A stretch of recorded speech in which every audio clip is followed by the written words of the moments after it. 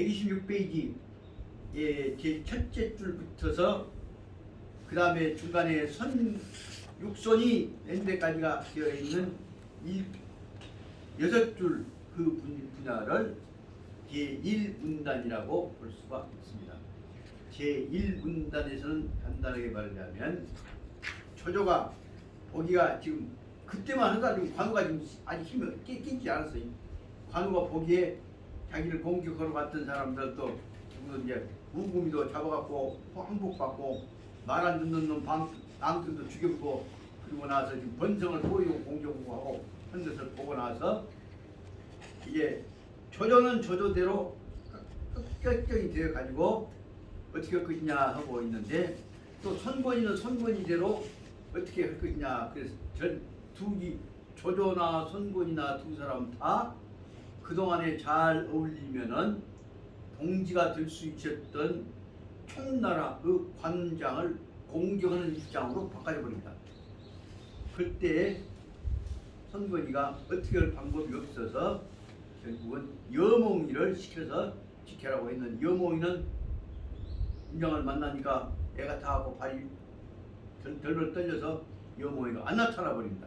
그 대목이 지금 5째 줄에 나오는 겁니다.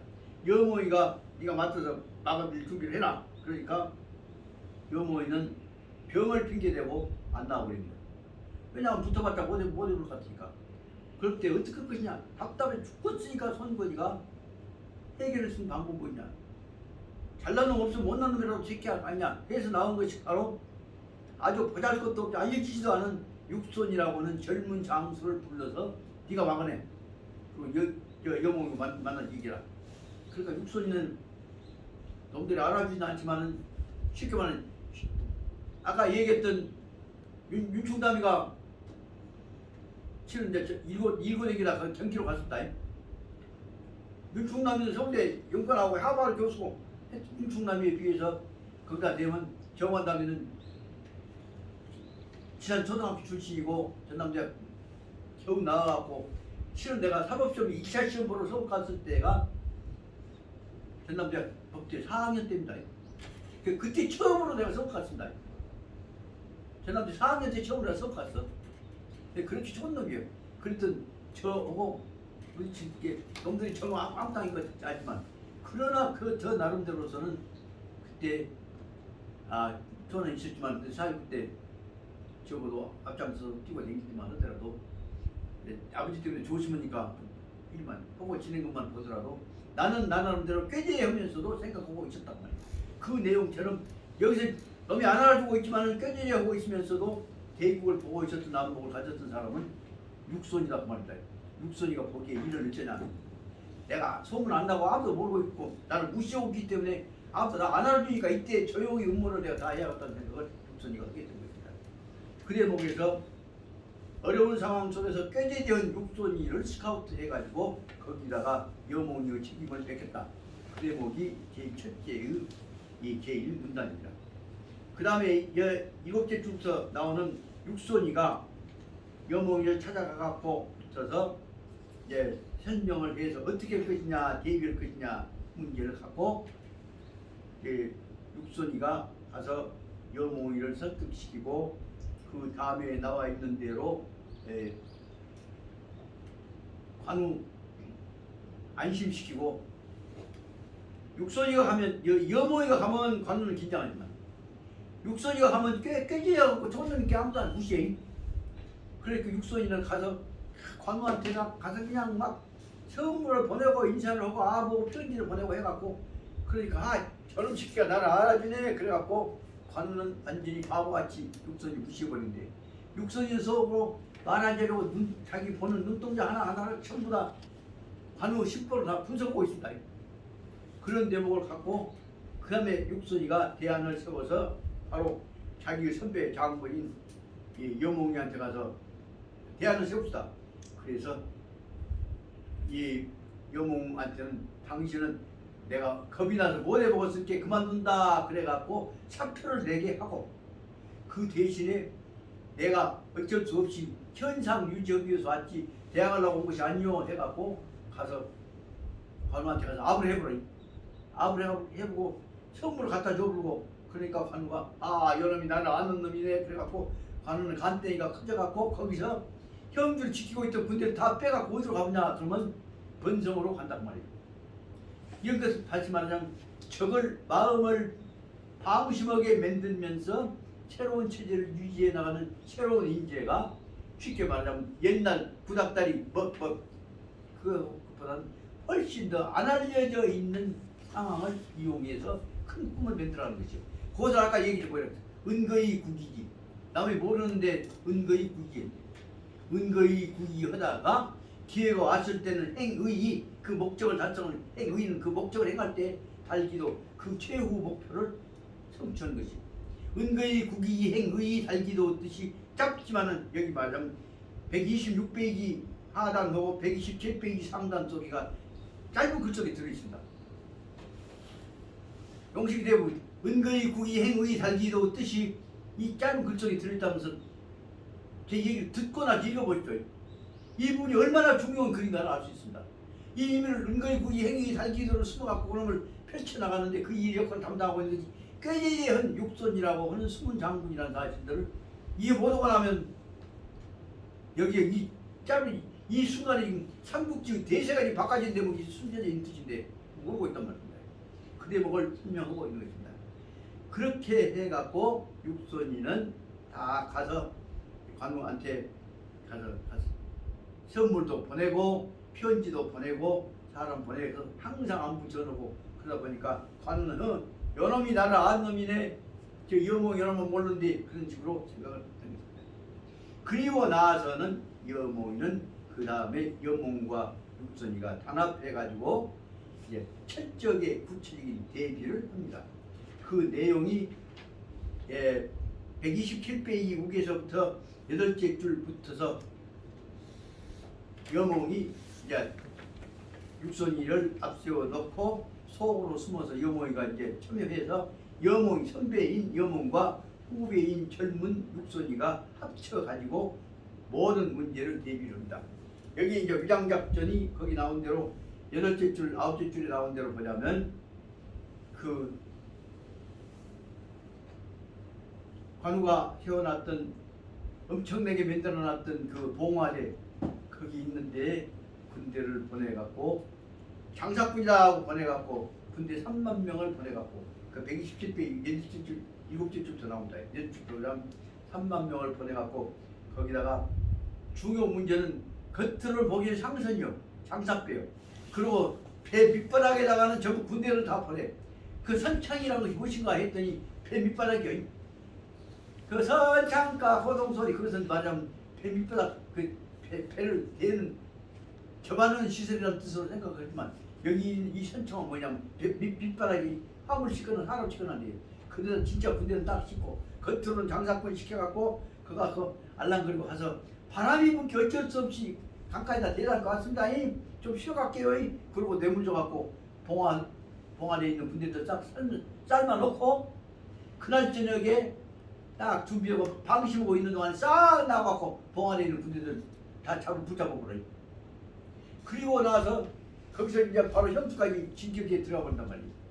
그렇게 되니까 형수까지는 그리고 군대들한테 병원에 있는 군대들한테 전부 먹을 주고 다 술 먹여놓고 뇌물 줘갖고 그 다음 집회 만들어 버리니까 이 거대한 3만 명의 군대가 장사꾼 모습으로 해가 겉으로 오고 있는 지금 쳐들어온 것을 전부 지금 세상에 관운장 밑에 절개대 아무도 모른다고 말이에요. 그 형수 다 뺏기니까 모르고 있는 거죠.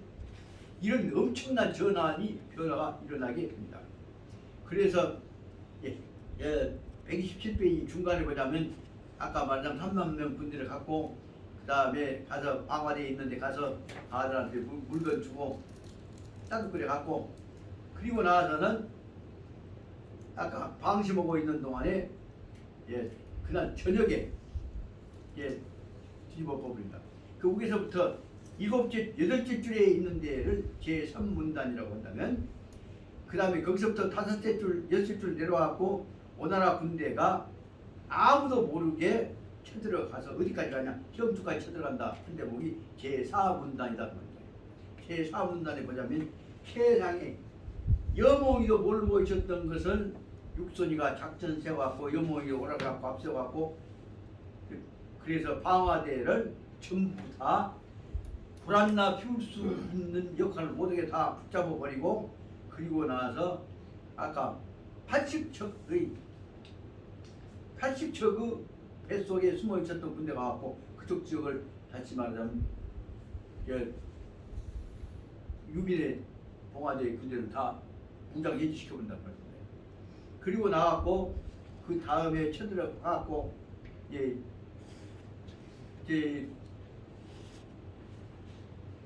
전부 형주를 완전히 장악해 버린다는 얘기가 127페이지 밑에서부터 7째 기준 수치로 나오는 대로 5분이 일로 무인지각 아무도 모르게 쳐들어갔다 대목 갖고 전부 다 점령해버리는 대목을 설명하고 있는 대목에서 그다음에 중요한 여모이도 하고 있는 작전을 볼 수가 있습니다. 여기서 제4문단에서 중요한 문제 뭐냐?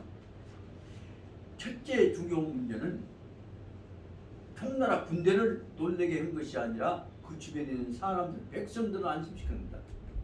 그 대목이 아주 중요한 것입니다. 그래서 여모이는 다시 거기를 쳐들어가고 형주에 사는 사람들한테 형주에 있었던 모든 공무원들, 관직자, 장사꾼들 하나도 흔들림이 없이 똑같이 그대로 지내도록 유지를 시켰습니다.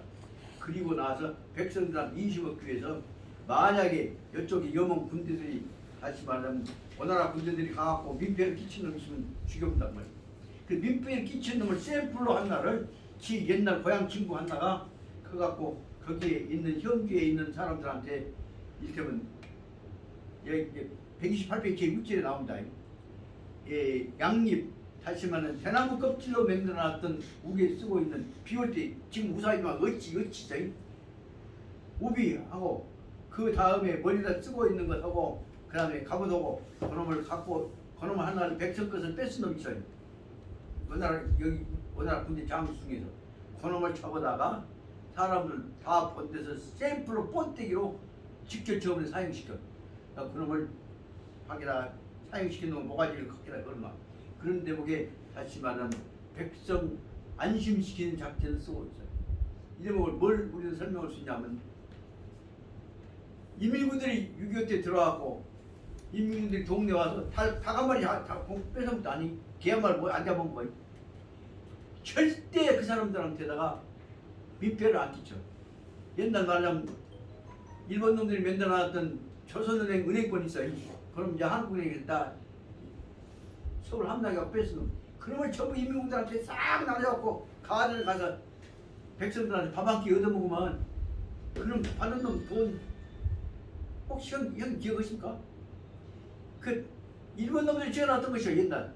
그럼 돈 줘갖고 여러분 필요할지 모르니까 내가 가서 감사 함께 드리고 그래갖고 계산을 하면 밥값을 10배나 20배나 된다면 돈을 다 끓이고 댕겨. 그러니까 세상에 돈이 법정 통화력이 이끌어놓고 가네.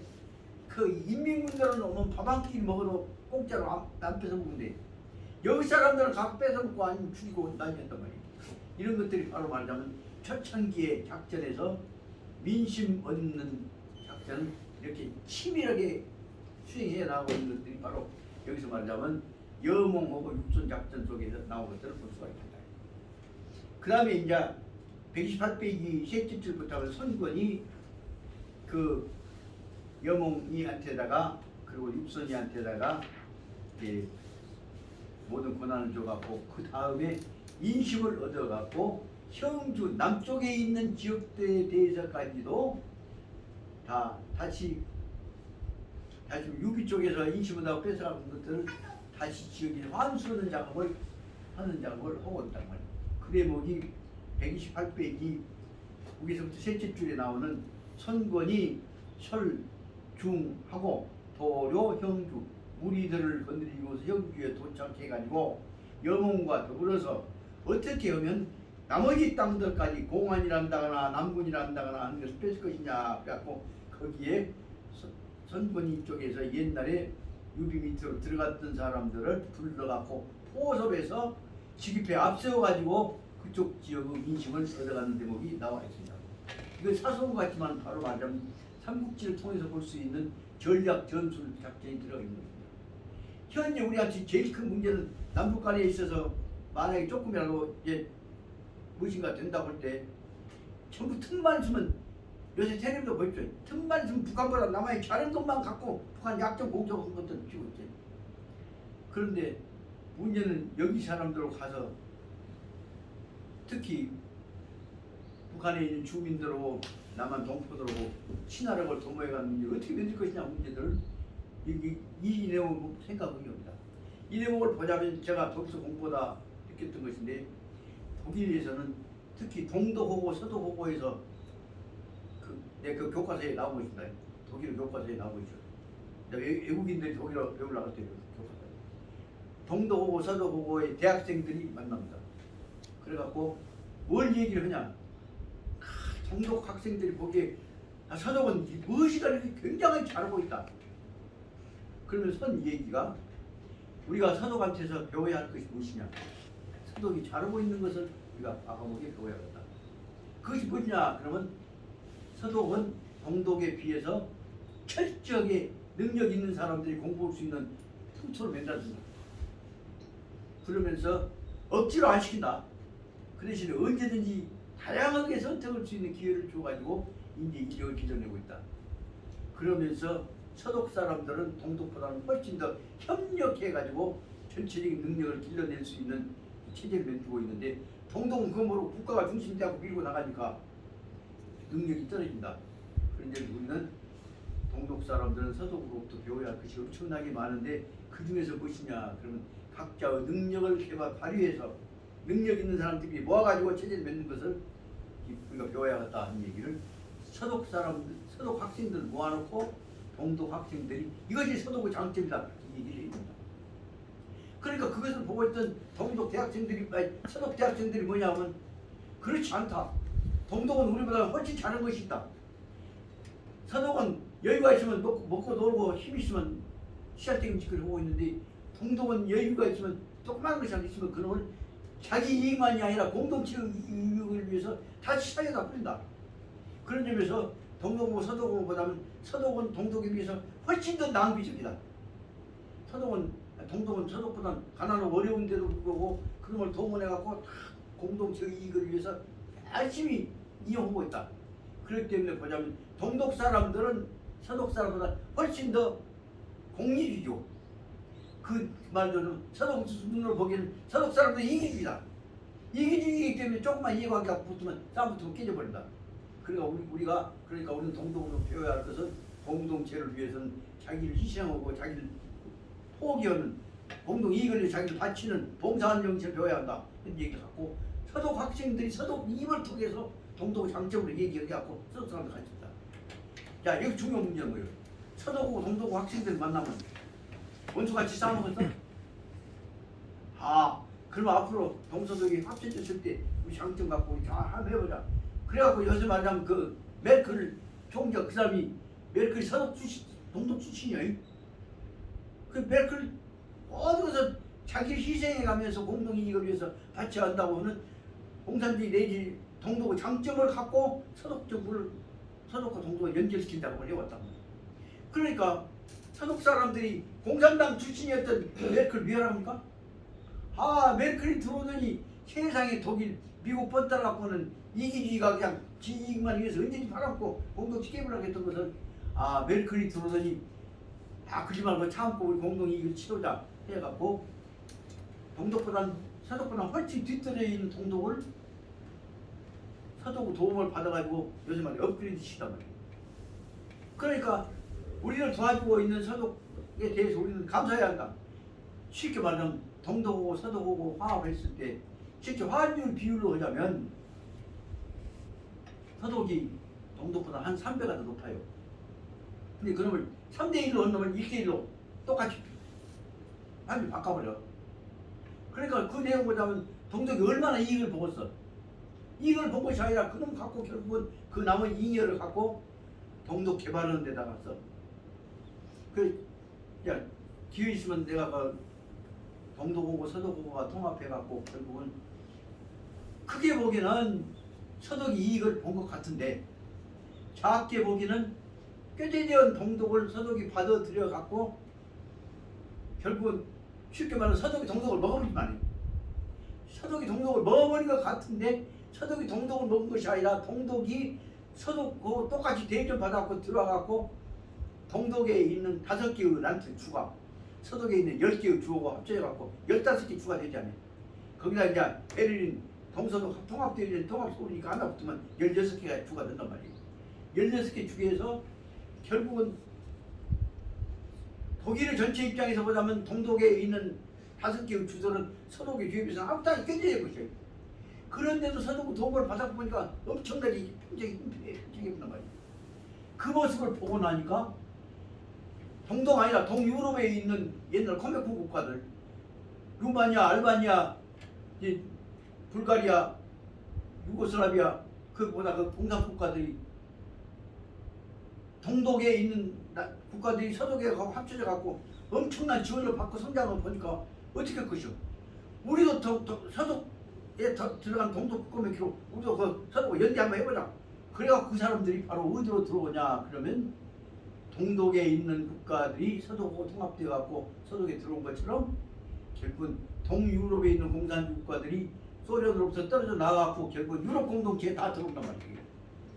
유럽 공동체에 들어온 수들은 쉽게 말하면 동독의 밥일 뿐만 아니라 서독의 밥이에요. 그놈을 통해서 전부 다 거기다가 동독에 있었던 나라들 서독 국가들이 또한 지원해 준 것 같은 징집을 해서 유럽 공동체에 들어온 나라들에 대해서도 또 서독이 도와준단 말이에요. 그러니까 그놈들이 결국 한순간에 동독에 있는 여러 옛날 공산 국가들은 동유럽에 있는 국가들은 뭐예요? 동독에 있는 독일 연방 국가하고 비슷하게 다 유럽 공동체에 들어간단 말이에요. 그렇기 때문에 글로 말미암아서 서독이 중심이 돼서 동독을 먹고 동독과 주변에 있는 동유럽 공산주 국가들 다 한꺼번에 합쳐버리게 되니까 글로 말미암아서 유럽 공동체, 유로피언 유니언이 동독 국가들 싸구려 언제든지 부려먹을 수 있는 놈들이 다 모아두니까 결국 프랑스는 가만히 앉아갖고 독일 덕에 동유럽 공산국가를 지기표를 받아줄 수가 있잖아요. 그래서 결국은 유럽 공동체라고 하는 조그마한 나라가 못난 놈을 가난한 놈들한테 도와줘갖고 전부 다 품어갖고 지금 사실상 유럽 공동체 경제력이 미국 능가하고 있습니다. 그뿐만 아니라 주변에 미치는 영향이 얼마나 크죠. 그럼 이런 것들 생각해보자면 이게 주변 포용해가는 자세들을 쓸 수가 있을 건데 우리는 그런 점에서 보자면 그게 중국에 있어서도 아까 말하자면 여기 선거로 여기 쪽에서도 딱 지금만 먹으려는 것이 아니라 지금 힘이 있으면 주변에 서로 도와줘갖고 키우는 작업들을 했던 이 모델이 어떻게 말하자면 서독이 동독 키워져갖고 잡아먹는 것처럼 서독이 동독을 통해서 동유럽 국가들을 키워져갖고 잡아먹는 것처럼 그래서 오늘날 세계에서 제일 강한 제일 평화적인 제일 협동하고 있는 그리고 미국 자본주의나 제국주의가 마음대로 못 들어가고 있는 유럽 공동체가 지금 제일 큰 강자가 되었단 말이에요. 이런 체제가 이루어진 결정적인 계기는 어디서부터 오냐? 서로 간에 도와주고 나눠먹는 시대가 된단 말이에요. 그런 내용들이 어디가 있는 것이냐? 최근에 요새 제가 공부하면서 거의 끝나가고 있는 형님 그 중용 마지막 부분에 보면 중용에서 보자면 공자님이 결국은 못나고 가난한 사람들을 다 포용해갖고 결국은 지금만 잡던 것이 아니라 대동세계, 대동사회를 만들려고 몸부림치고 있지. 마지막에 중용 교재 마지막에 나오는 부분입니다. 그게 나온 거 보자면 결국은 모든 사람 한 동폰 다 풀어줘야 한다. 한마음 한뜻으로 모아야 한다는 내용을 설명하고자 하는 데가 다시 말하는 대동사회 혹은 대동협동적 국가 같은 것들을 전개하고 있는 내용으로 설명하고 있는 것들이 이번에 그 기회 있으면 보완해서 설명하려합니다만 중용 마지막 부분에서 공자님의 다시 말하는 민족 국가 내 세계 국가 통합에 관한 그런 이념이 그 이상이가 들어있더라고요. 그런 것들을 여기서 볼 수가 있단 말이에요. 이거 보자면 2600년 전에 벌써 그 사람들이 이렇게 화합원체를 만든 작업들을 전쟁이 나타나면 죽여가고 밟아보려는 것이 아니라 품으려고 하는 것들이 여기서 보여준 것들이 보입니다. 그런 점에서 보자면 품으려고 한 것들을 보여준 것들을 갖고 우리가 남북 간에 있어서 서로 간에 품으려고 하는 자세를 어떻게 할 것이냐 하는 문제를 갖고 지도자들이 얘기를 해야 하는데 지금까지 우리 지도자들은 남북 간에 품으려고 하는 자세로 해야 한 얘기를 했던 사람들은 그래도 말하자면 몇 사람 좀 김대중이 때 나갔고 그 후로서는 노무현 때 나갔고 지금 현재는 지금 문재인 때 지금 품으려고 하는 방향으로 나오는데 지금도 그런데 어떻게 어떤 책 방송 보자면 남북 간에만 나오면 그 김정은이 주변에서 김정일이 주변에서 뭐 각시짓거리 하고 뭐 춤추고 뭐죠? 기쁨 좀 맨날 보고 그래갖고 누구 맨그 헛된 짓거리 못된 짓거리만 살살 방송에서 약점 잡아갖고 북한 그 보면 자존심 상하게 한단 말이에요. 이런 것들은 결국은 새로운 시대에 민족을 품으려고 하고 약점하고 덮어주는 시대가 아니라 꼭 사진 찍어놨다가 나쁜 짓 때 너 그때 아무도 안 봤는데 너 누구 그때 너 바람 피웠지 그런 것 때문에 지옥을 잡았단 말이에요. 그런 흐름에서 보자면 이 문제를 품으려고 하는 방향으로만 얘기하면 결국은 좌익으로 몰아버리는 북토. 지금도 역시 북한으로 가거라는 북토 나오지 않아요. 이런 것들이 그 침묵에 말하자면 그 나오면 너는 그러면 미국을 하거라는 얘기가 돼야 돼. 이런 북토가 될 때 결국은 여기서 다시 보자면 이런 상황 속에서도 이 문제를 품어가려고 하는 방향으로 풀어나가려고 하는 아이디어를 낸 사람이 누구냐 그러면 아까 말한 관우가 아니라 관우한테 쫓겨갔던 여몽이가 아니라 여몽과 관우 밑에 새로운 체제를 준비하고 있던 꾀지전 장수인 육손이라고 합니다. 여기서 육손을 보면 육손이라는 장수가 어려운 상황 속에서 기계 참고 견디면서 품어가려고 하는 모습을 볼 수가 있다. 그러면 우리 현재 사회에서 우리 한국에서 그런 일을 제일 가장 대표 현재 생겨 보이는 사람 비슷한 사람이 누가 되겠어? 현재 품어가고 따뜻하게 가려고 하는 사람은 대표적인 사람. 물론 큰 흐름으로서는 말하자면 문재인이라는 사람이 참고 견디면서 지금만 문재인이 또 아무 딴 것처럼 지금 다 긁어갖고 공격한 놈들이 뭐다 있어. 그런데 실은 그 방법을 갖고 보이지 않게 수습해 가면서 한동안 화해해 참아야 해 하는 얘기를 지금 문재인 대통령을 대신해서 제일 열심히 하고 있는 사람이 누구냐 그러면 누구요? 국무총리 누구요? 이낙연이 예? 양병철이 예? 양병철이 누구? 양병철 철 3인 중에서 한 분입니다. 지금 미국으로 그 방향으로 네. 지금 그런 이렇게 이렇게 약한 하고 있는 사람이 척하면서 그 문재인을 참고 살살 꼬신다. 견디면서도 따뜻거려 가면서 품는 역할을 문 대통령 대신해서 지금 현장에서 제일 열심히 하고 있는 사람이 정세균 총리. 그 보이죠 그게? 그러다 보니까 이제 정세균 총리가 열심히 이렇게 정세균이가 야 이낙연이 정세균이라고 내보자 하고 이낙연 정세균이라고 자꾸 바람나고 대립시킨 방향으로 지금 이간시키려고 하는 풍토를 만들고 있어. 그런데 정세균이라는 사람이나 이낙연이 그 정도 그 작전을 모르는 사람들이 알지 않니? 까불 말은 그거 아니에요. 시작된 소리 하지 마. 무슨 지금 코로나 처리하자고 하고 있는데 그거 갖고 인기좀 올라가게 하는 거 갖고 대통령 대권 대립자로 해 경쟁자로 해갖고 옆에서 챙기려고 잡혔다.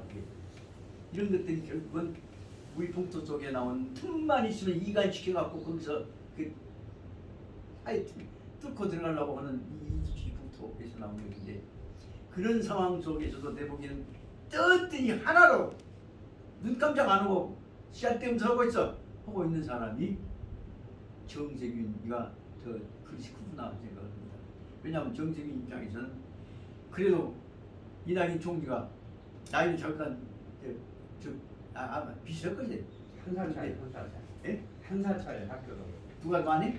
정석균 씨가 한 살 많고 학교도 1년 빨라. 이게 좀 많이 갔지만 더 늙어 보여. 늙어 갔는데 그런 데서 실제는 이낙연 선배 총리 아니면 정치적으로 그렇기 때문에 같은 계열에서 지가 조금 낫다고 해갖고 요새 말하자면 이마무게 몇 킬로 그쭉 나가갖고 그런 짓을 아는 것이 그런 풍토를 느낄 수가 있다. 이 상황들을 보면서 저는 뭘 얘기를 하고자 하면 여기는 짧지만은 이 속에서는 중층적인 다차원적인 결합관계를 훨씬 깨져진 어린 육손이가 지금 전기에서 만들어가고 있다는 것들을 느끼게 한다고 말합니다. 그런 점에서 그런 뜻을 가지고 이 부분들을 이해하다 보면 뒤에까지 연결되어 있는 내용 속에서 그 삼국지에 갖고 있는 의미를 재미있게 볼 수가 있지 않을까 생각을 합니다. 예.